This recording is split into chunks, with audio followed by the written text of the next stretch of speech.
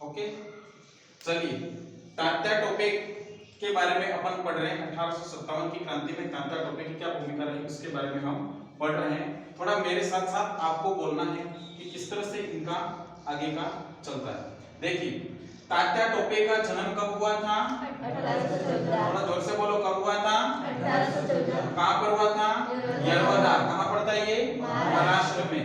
ठीक है, तात्या टोपे का जन्म 1814 में यरवदा महाराष्ट्र में इनका जन्म होता है। इनके बचपन का क्या नाम था? रामचंद्र पांडुरंग। उनके बचपन का क्या नाम था? रामचंद्र पांडुरंग। ठीक है, इनकी मृत्यु कहाँ पर हुई थी? शिवपुरी एमपी में। कहाँ पर हुई थी? शिवपुरी एमपी में। देखिए तात्या टोपे का जन्म जो होता है वो 1814 में होता है और इनके बचपन का नाम हमें देखने को मिलता है यहाँ पर किताबों में रामचंद्र पांडुरंग। ठीक है ना, और इनका जो जन्म हुआ था वो यरवदा महाराष्ट्र में हुआ था और इनके एक सहयोगी हुआ करते थे। कानपुर के कौन थे उनके सहयोगी? नाना साहेब। कौन थे? नाना साहेब। ये कहां पर चले जाते क्रांति के दौरान? नेपाल चले जाते। और कौन थे उनके साथ में? झांसी की रानी। ठीक है, ये चीज आपको ध्यान रखना है। देखिए आपके सामने प्रश्न परीक्षा में फिर आएंगे कि 1857 की क्रांति के समय में तात्या टोपे राजस्थान में कितनी बार आते हैं? 2 बार। कितनी बार आते हैं? 2 बार आते हैं। कब आते हैं ये? अगस्त 1858 या फिर 1859 भी कभी-कभी किसी किताबों में देखने को मिलता है, लेकिन दिसंबर 1858 ये डेट हमें किताबों में मिलती है। ठीक है ना, देखिए राजस्थान में तात्या टोपे सबसे पहले कहां पर आते हैं? मांडलगढ़। कहां पर आते हैं? मांडलगढ़। कहां पर आते हैं?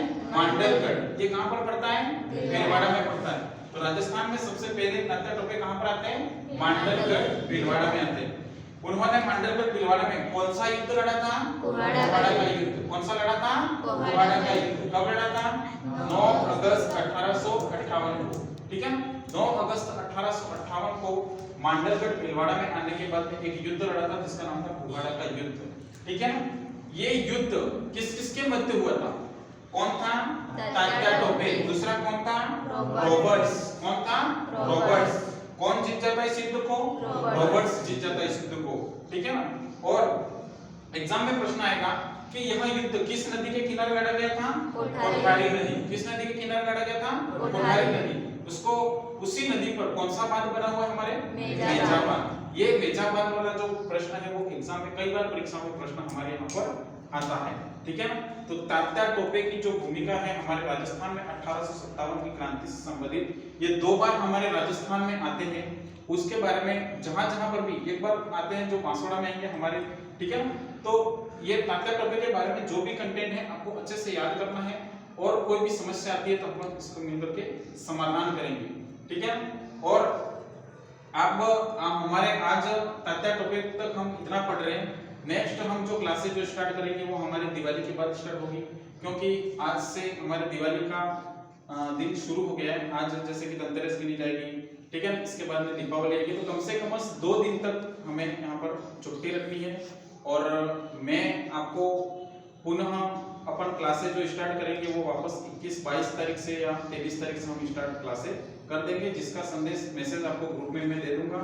और जो भी कोई समस्या है, ठीक है, उसका समाधान हमें ही करना है मिल करके।